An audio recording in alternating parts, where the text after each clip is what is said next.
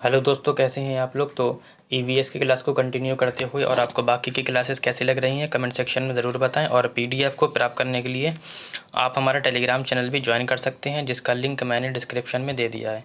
तो थीम से रिलेटेड मैं कल भी क्वेश्चन आपको करा चुका था, तो आज एक क्वेश्चन और है थीम से रिलेटेड। कहता है कि ईवीएस के पाठ्यचर्या में परिवार एवं मित्र क्या है।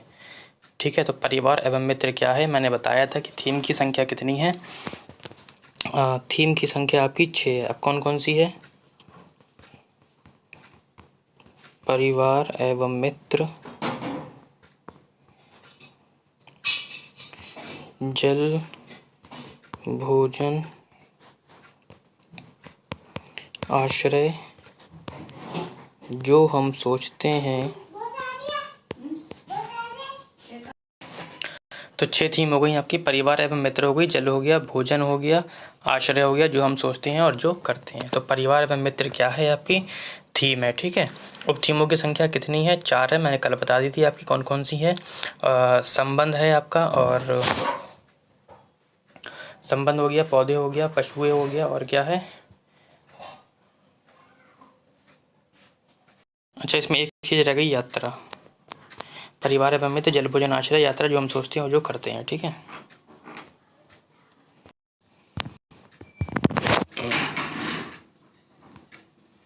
क्वेश्चन नंबर 82 कहता है हमारा कि अर्थपूर्ण ईवीएस शिक्षा संभव हो सकती है यदि। कह रहा है यदि अर्थपूर्ण शिक्षा ईवीएस की शिक्षा संभव हो सकती है यदि विद्यार्थियों के स्थानीय अनुभव विद्यालय के अनुभव से संबंधित हो। कह रहा है विद्यालय के ज्ञान का प्रयोग ज्ञान के संरचने के लिए किया गया हो, या विद्यार्थियों के स्थानीय अनुभवों को उचित महत्व न दिया गया हो।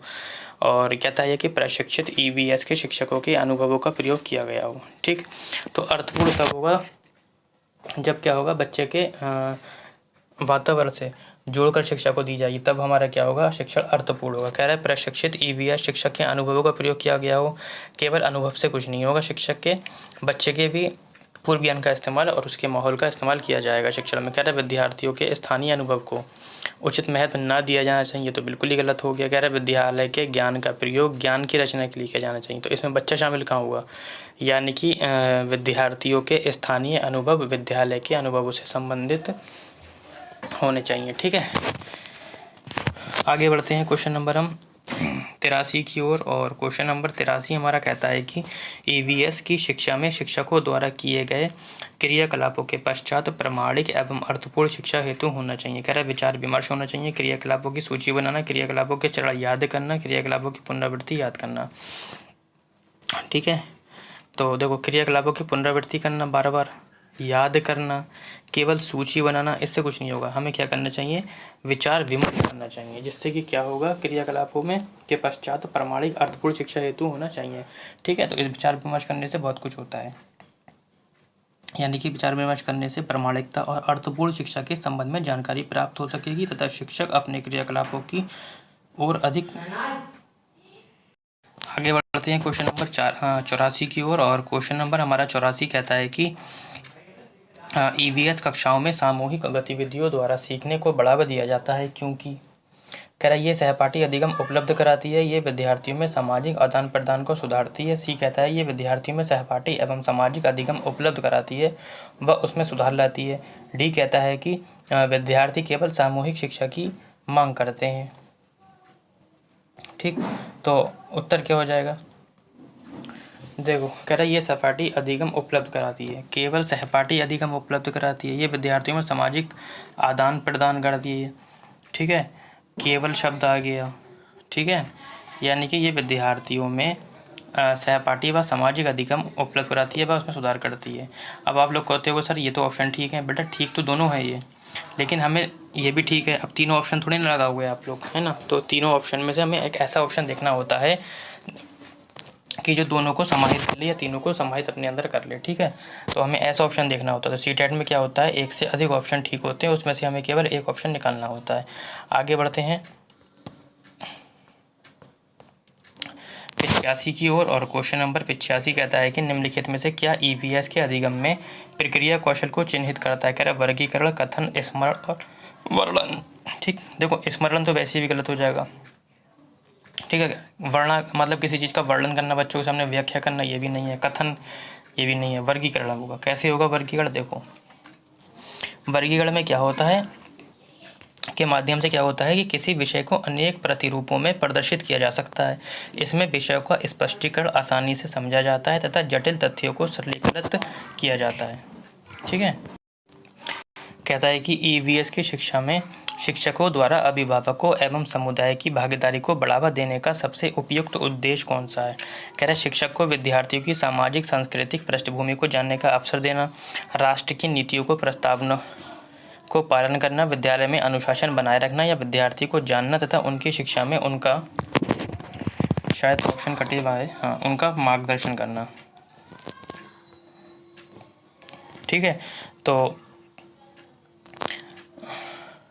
शिक्षक को विद्यार्थियों की सामाजिक सांस्कृतिक पृष्ठभूमि को जानने का अवसर देना। देखो ठीक है, अवसर देना, बच्चे को ज़्यादा से ज़्यादा अवसर देना। वो जब अवसर दोगे तो बच्चा क्या होगा, एक्टिव होगा। एक्टिव होगा तो खुद करके सीखेगा, है ना।